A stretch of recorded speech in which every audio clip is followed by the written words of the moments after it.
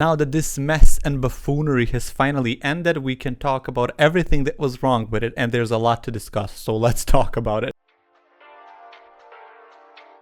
Welcome to my channel. The cat is right there if you can see it. I don't know if you can see it, doesn't really matter. Yes, it's a new setup. Listen, we have a few points to go through this video. Global All-Stars have ended and it was an absolute mess. I think we all know that and we can agree to it. So, the points that we will talk about, I have about 4 of them. 6 of them, but comprise 4 categories. So what we're going to talk about first will be that this season, Global All-Stars, keep in mind, was judged by an American production, which means that English-speaking queens have an advantage, right? So let us get into this. Why do we have a Global All-Stars in the first place? That was my first question. Because we had, firstly, UK versus the World, and that versus the World franchise, let's call it that, has been around now for a year or two, right? And that does bridge the gap between American or English-speaking countries with Drag Race and the international queens. So when we think about that, Global All-Stars, there's no purpose for it. I mean, let's just put it that way. There's no purpose to it, except that UK versus the World obviously is owned by BBC. So as that series, BBC profits off of it. So Paramount, in my mind, probably wanted a piece of that cake too. So they said, we're gonna make Global All-Stars, blah, blah, blah, blah, blah. And so that's why that season was born. That type of season, right, of Drag Race. And we got Global All-Stars, and it was a horrible mess because they didn't realize the importance of the show itself. Like years ago, you can hear queens say that this show, RuPaul's Drag Race, will probably go down in history as a really good thing to help the LGBT community overall. And so as somebody who created that show, they don't have that perspective for whatever goddamn reason. They don't realize that Global All-Stars bring all these international queens and flavors and ethnicities and cultures is actually very important because they just didn't think about it and we got that mess. So with that in mind, why did they create Global All-Stars if English-speaking queens would have an advantage? I just don't understand what the point of it is. Why, like, obviously we all know the production is a mess and that's why what happened.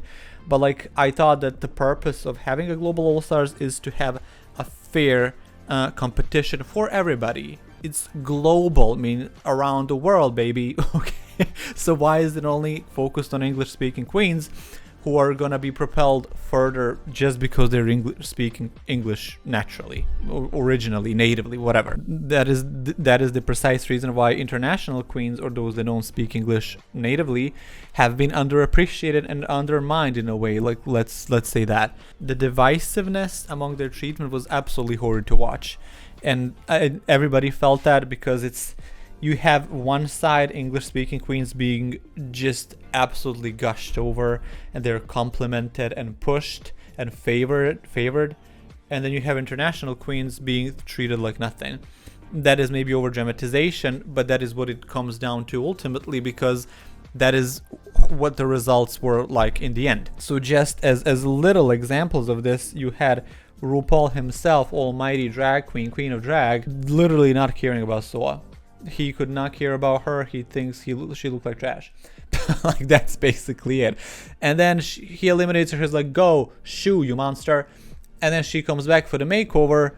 Queen painted her. And she's like, oh my god, now you look like a star. Everything you've done before in your own way, with your own drag, your own aesthetic, your own self expression was worthless. But now that this queen that speaks English, that's from Australia, now the queen painted her, now you look like a superstar. That was so freaking offensive to me, and I'm surprised that Soa, or anybody that he could have told that they didn't react in a way like, what the f did you just say to me? Like, how dare you, first of all? That is so disrespectful. I know they maybe don't care, but if I was Soa, I would be so pissed. I would have...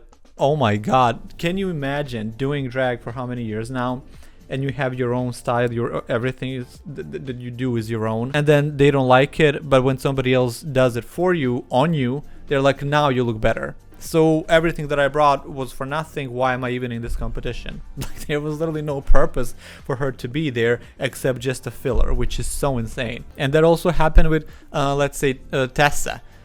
Tessa is from Switzerland. when Drag Race Germany started for the first season, queens from Austria, Switzerland, and Germany were all invited because of their pact, whatever. So that's not weird. So when Tessa was promoting her country, Switzerland, on the show for that advert challenge, they were like acting confused. They were like, "Oh, but you decided to do Switzerland. Why didn't you do Germany? Why didn't you?" But on the flip side, why didn't they say to Pythia, "Well, actually, you shouldn't do Greek characters. You came from Canada's Drag Race. You should only do Like, they literally encouraged her, said, "Yeah, just do your culture. Do like some Greek mythical whatever god," and they were totally fine with that. But for Tessa, it was like, "Oh no, it's weird that you did Switzerland since you were in Drag Race Germany." That also made no damn sense. It's just so arbitrary. Well, it's not arbitrary. It comes across arbitrary, but it's actually really disgusting because it was planned. Like, they knew what they were gonna do. It's the American perspective of drag. It's mostly American audience, let's say that. So when they created this show, Global All Stars, they didn't care about drag. They didn't care about diversity or cultures or different types of humor even. They were just like, "Oh, we have Alyssa, she's gonna win." That's number one. And then Kitty, everyone loves Kitty, but we're gonna create this weird storyline. Queen is there, and that's it. And that's the only three people they were focused on, nobody else. And that is absolutely insane, and it's offensive. That is actually offensive. I hate it. This season was such a mess, but let's move on to the other topic. So this one is going to be, as you have read, about RuPaul not caring about the queens, and also RuPaul only liking foreign queens when they have broken English. I think that sounds weird when I say it, but I'll explain to you what I mean by that. Let us firstly start with RuPaul not liking queens. What I mean by that is, it is very evident that there has been a shift in RuPaul's behavior when it comes to being a host of the show and how he treats the show itself, as well as the queens who compete on it. In the earlier seasons, let's say for half this regular RuPaul Drag Race season, you could tell that he cared about the show and about the queens and about drag in general. And then something changed. He just became probably tired of it, and you can see in his behavior, body language, facial expressions, the tone of his voice, just how dead he is at most times. You can tell that he doesn't care. He doesn't care anymore. And I do not blame him for it, because I blame him because you are still this staple, basically. You are still, as you call yourself, the queen of drag. You are the face of it. You created the biggest drag competition there is for queer, gay, LGBT, trans people, whoever, everybody's in it. But you're not interested. You don't care. But then on the other side, I understand it because he's getting old. He's like 65 or something. He probably think it's a bit tiresome for him to do drag, to work so hard, to just do this consistently for such a long time every day. And when you take what you love and you turn it into a job or an obligation or a habit, for a lot of people, it's no longer your love. It's no longer your passion. It's became work. And that is how you treat it, which is why there is no passion to be shown, because he lost the passion for the most part. He only shows it at certain points when he likes some queen like Crystal Method or Crystal Versace or somebody like that, Georges. But for the most part, he really does not care about the show anymore. And to prove that as well, when he was having an interview with Ellen, I believe, she asked him, "So why do you do the show?" And he said that it's fun and it's a lot of money, basically. But then she asked him, like, "But if it was no longer fun, you wouldn't do it, right? Because if it's not fun, why would you do it?" And he said, "No, I would still do it just for money." Like, he would do it just for money, and he didn't say it then, but you can tell back then, even before that interview was even done, you can tell that he's kind of over the show. He's no longer interested, which is sad to see, to be honest. Like, you can really see that there's no spark in him anymore when it comes to the show. So he does it only for the money, even though he doesn't need it, but like, the cash still flows really well regularly. He's getting paid a lot, so why wouldn't he do it? Maybe he likes the work. I think he could enjoy the work itself, but drag in general, for 90% of the time, if I'm being generous, he's not into it. He's just not. Now, I did say that RuPaul only likes foreign queens who speak broken English. And I feel like that is true, and a lot of queens can back that up not obviously they're not going to stay, and they never did, but I mean when you see his interaction with them. So one example is Jessica Wilde on season 2. He loved her even when she came back on All Stars, now recently on All Stars 8 was it. He loved her because she, especially in season 2, he didn't speak properly, she didn't formulate the sentence as well, she didn't know English well, and he finds that somewhat endearing. But that endearment kind of turns into a bit, it's something more than that. It's not just endearment, it's not just cute or adorable or funny. It becomes a bit clownish to him, which is what he likes. And also with Yara Sofia, he just loves what kind of buffoonery she does. He likes when queens are stupid, dumb, clowns, bozos. That's basically what he wants. Not just RuPaul. By the way, this is not me dissing RuPaul, coming for him or anything. Allegedly, I'm gonna say everything's alleged. But the show itself, and you can hear that from the judges, they say, oh my god, this talent show was so stupid and we love that here, oh my god, you're so dumb and I love it. Like, they just love when a queen is dumb, when there's not much intelligence really in the humor. They just like to hear like stripped down base level, just primal, being like, and then all of a sudden they're and he loves it. Like, that's what they like. And yeah, it's sad. And even this season, it was somewhat evident with Miranda and with Nelania. He just likes when they can't speak that well. So he's like, look at her, look at this clown right here, she can't speak, she's so cute. Like, it kind of comes across as that. Not saying that's true, but I'm saying that that's how it comes across. Okay, RuPaul, if you ever see this, which you will never, it's only alleged, okay? He's basically just laughing at her, at them generally. Like, he's just laughing at them because they can't speak properly, which is insane. And also, I absolutely hate this perpetuation, right? Is that a word? Of him just wanting every queen to do a stereotype of their culture or whatever they are. So with Nelania, with Margarita Pizza, he found that so funny, and I laughed because he's laughing and his laugh is contagious. But when you think about it, there's nothing funny about it. It's actually kind of low-hanging fruit. There's nothing funny about it. It's just Margarita Pizza. It's not funny. Or with Queen on Snatch Games saying taco because Gala is Mexican and stuff. And he crazy laughing.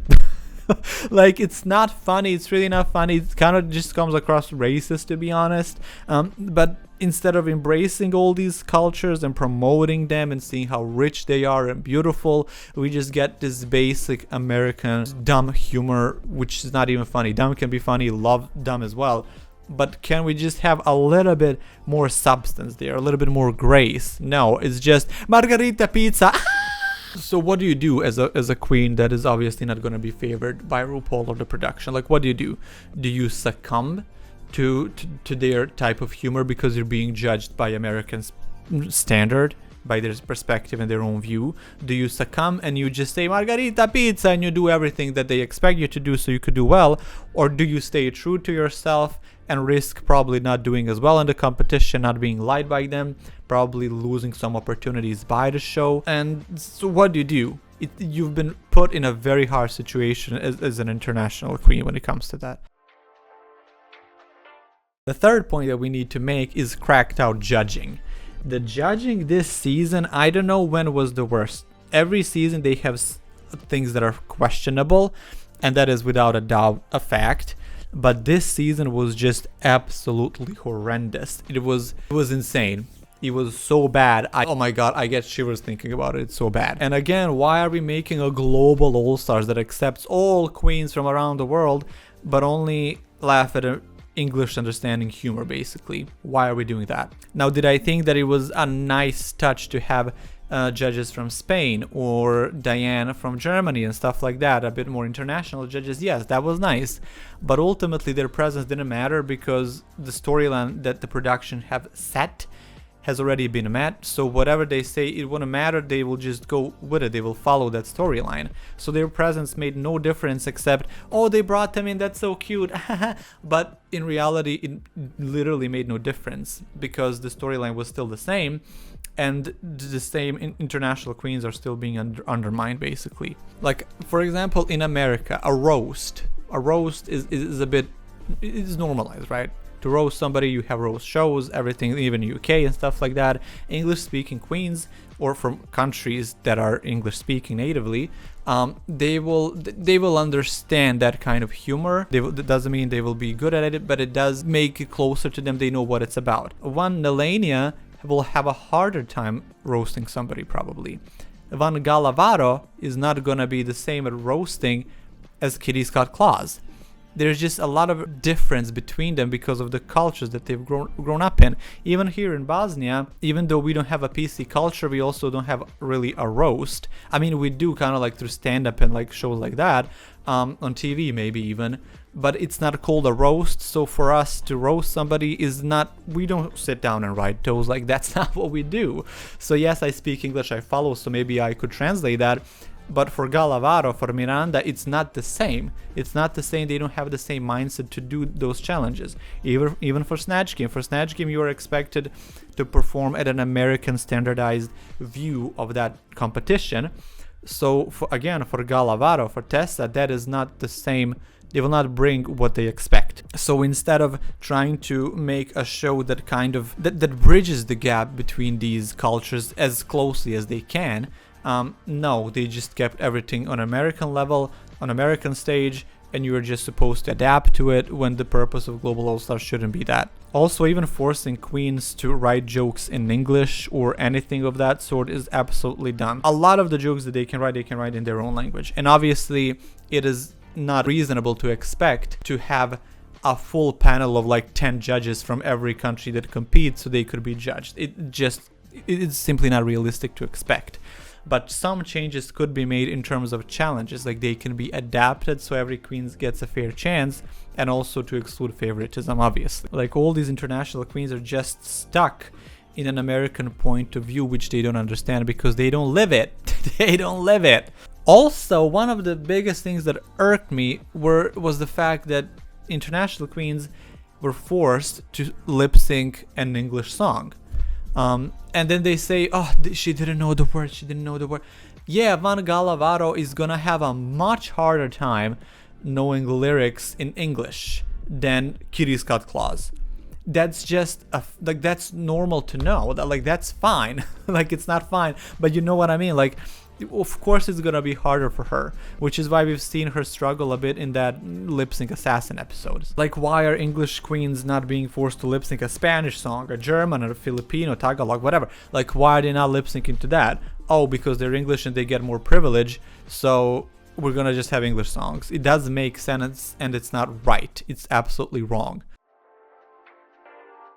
And finally, I want to get through the last category, which is basically the storyline not meeting its expected end. So I'm just going to go to these randomly as examples. I'm not going to put them in any order. So when we think about Global All Stars and we think about the cast once it was announced, we were like, oh wow, we have a queen from Philippines, from Germany, from France, from Italy, from UK, from America, Canada. Like, you had all sorts of drag, Mexico, Brazil.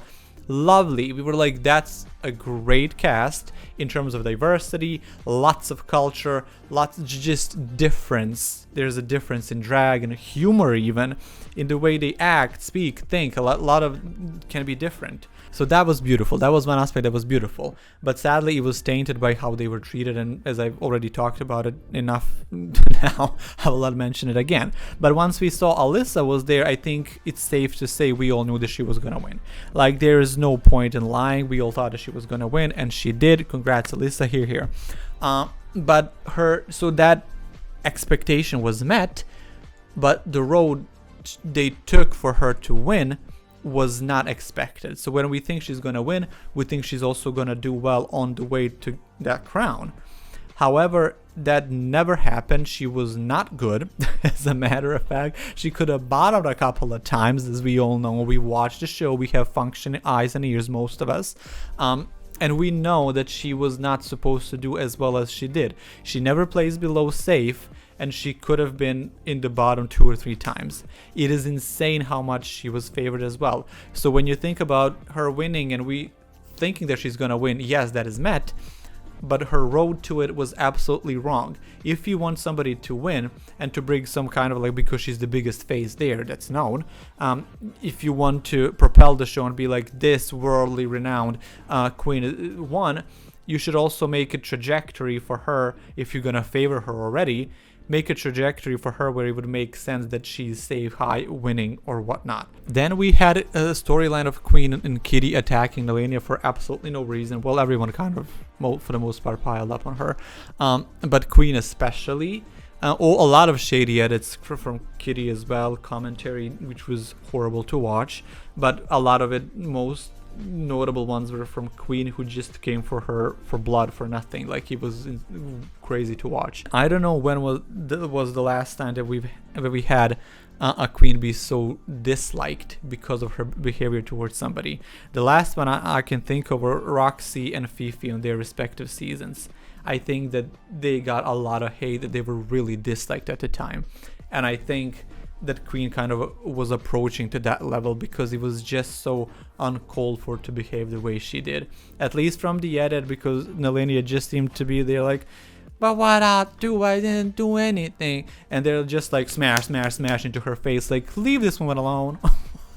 It just came down to bullying. Like, what are we doing here? This is a drag competition. We're here on TV. We're lucky to be here, well, some of us, because we're privileged since we speak English, but why are we attacking her? So with all that drama being played, you would think, oh, another storyline is being set, another possibility of an ending, where similarly to Jinx, who was bullied in season 5 and she became an underdog and then later on a winner, maybe Nelenia is as well gonna have that same trajectory where she's gonna be undermined, made us believe that she's an underdog, everyone's gonna pile on her, and then she's gonna rise and win and finally get the crown. However, that expectation also wasn't met. It just kind of flopped in the water. Yeah, she did well, but like, she won basically the show because people loved her, and that is the best that could happen to her, besides winning actually.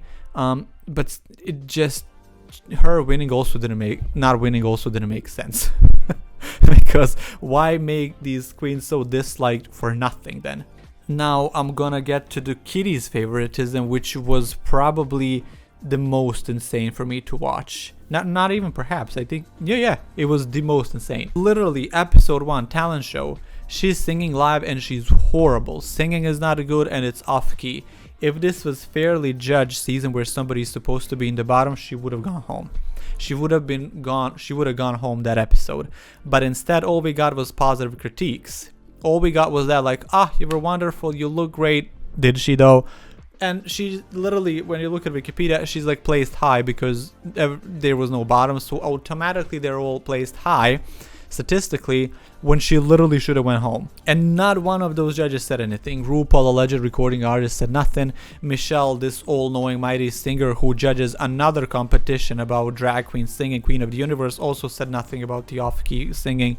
Nobody mentioned anything, or if they did, they just didn't show it in the edit, which is even crazier because it even further shows Kitty's favoritism. Then we have RuPaul laughing at whatever Kitty Scott Claus did. She does a death drop that looks like a sack of potato falling on the floor. She's like, oh my god, that's great, love it. Clap, clap, clap, knee slapper. He just gagged and choked and threw up and ate it all back up when she was lip syncing. Nothing was funny, nothing was gag worthy, nothing. Just dead silence when you watch it. It was actually kind of cringy because it was so like 101 bad.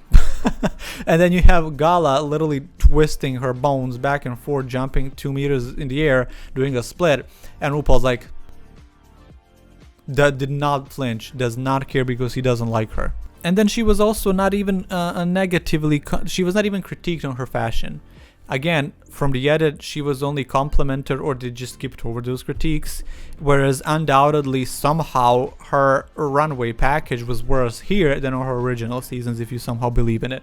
It's insane. Like, how we, oh my lord. She could have gone home on episode 1 for the talent show as well as for the ball episode, but see what, she was somehow safe there. Explain that to me right now. America, explain. And still, for the life of me, I can't see the reason why they push her so much. I don't get it. And again, I don't dislike her or Queen because they were pushed. That is production playing games and being a mess, and they are allowed to do that, so that is not a fault of the Queen. I don't care about that. My problem is their behavior. But favoritism is what gets me. Like, why are we doing this? Why is she so pushed when she's simply not delivering? Like, yes, maybe she was liked on her original season, sure, she was like, there you go, but not to the point where they would push her as much as Alyssa. Like, come on now, that makes no sense in any world or parallel universe. And like, why would you push her so hard and like her allegedly so much when you would do her dirty in the end? Like, you would give her all these shady edits and to make it seem like she's bullying Nelania.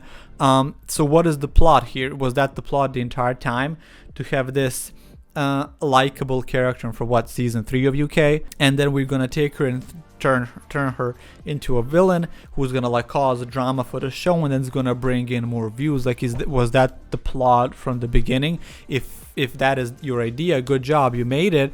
But I guess you didn't think that was gonna plummet your show to the ground because you got so much of negative feedback and horrible rating, deservedly so, because it was trash. That season was trash. Like, I guess production just didn't see this coming. They didn't see that the season was gonna be hated so much universally, like globally hated for Global All Stars. Okay, I guess because every time a season comes out, no matter how much people complain, people are still gonna watch it. They're still gonna watch it because fans are like this. They want to see what actually is going to happen, and it is what it is. When you create a show like this, which is kind of reminiscent of UK versus the World 1, when the judging was bad and all the frontrunners left home first, for whatever reason, that was also a bad season in terms of judging, but it was entertaining. So similarly here as well, you had queens who were fun and they made a good show on their own, but the judging was absolutely wrong and it made no sense, and it made the whole show irreversibly bad and just a stain in the entire Drag Race. So for the conclusion, in the future of if the second season of Global All Stars ever sees the light of day, I'm sure people will still watch it for whatever reason, including me if I'm gonna do another thing like this. They need to make it better. That doesn't mean that they, I don't know, in some way they have to make it better. They have to adjust it to all the queens. You cannot have a global stage and judge only American or English speaking queens, whatever, fairly, while everyone else is being shunned. Till this day, from one season of Global All Stars, 2 seasons of Canada, 2 seasons of UK, all of them were won by an English speaking queen. You had Blue Hydrangea, Tia Coffee, now what's her name? Who won now? Alyssa. You had Lemon, and you had Raja O'Hara. All 5 of them for a global international thing, all English-speaking queens, and most finalists were from English-speaking countries. That is wild to me. So yeah, the show and the format of it and the challenges need to be adjusted a lot, because Snatch Game roast and stuff like that, when it comes to humor and cultures, it just needs to be changed, because it doesn't make sense for it to continue this way. Where then why would any queen come there? Like, they think, well, we're gonna get paid per episode a bit, you know, and I'm gonna stick around, we're gonna get some fame maybe out of this. That's always good, raise my gig, you know, price. Not all publicity is good publicity if they shun on you. Like, if they shun you, if they make you boring, like, what's the point of it, of being there? Nobody wants to be on a season where somebody's gonna be favored. And again, I realize that happens every time with any season, regular Drag Race, like with Sasha Colby, with whoever, like certain people are gonna be favored, but still it was too obviously divisive. So we need less favoritism, new format, keeping everyone on to the same standard, okay, a realistic production, and making sure that the outcome of the episode aligns with what we see in the episode itself, and ultimately the whole season. I think that's what we need. So yeah, how did you guys feel about the season? Listen, when I made that first reaction to the episode 1 or whatever, people came from me, they were like, oh my god, you didn't like anything, blah blah blah blah blah. But I already saw the favoritism and how this season was gonna go. And now when everybody thinks like me, everything's fine. but you shat on me 2 months ago. Well, there you go. Now you know why. Why this season was horrible. So thank you for being here. I hope you enjoyed this. I hope I'm gonna see you in the next video. Like, subscribe, share, whatever it, I don't even know what else to tell you, but do come back. Consider tipping me if you wish to help me on this YouTube journey, because YouTube doesn't pay well. And that's about it. I'm gonna see you in the next video. Let us, you know, chat a bit, and see you then. Okay, girlies, bye. Yeah.